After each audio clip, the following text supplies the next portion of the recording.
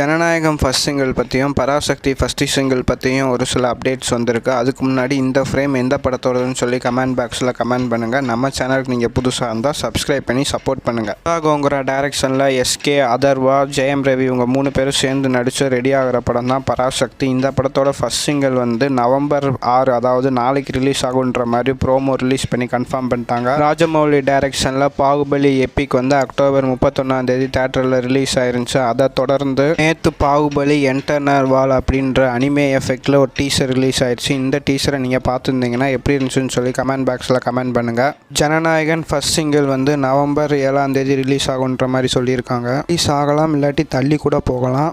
கருப்பு படத்தோட entire ஷூட்டிங்கும் finish ஆயிடுச்சு. இப்போ வந்து பேட்ச் ஒர்க் ஷூட்டிங் தான் எடுத்துக்கிட்டு இருக்காங்களாம். இந்த படத்தோட செகண்ட் சிங்கிள் வந்து மேபி நவம்பர் எண்டு வந்து ரிலீஸ் ஆகுன்ற மாதிரி சொல்லியிருக்காங்க.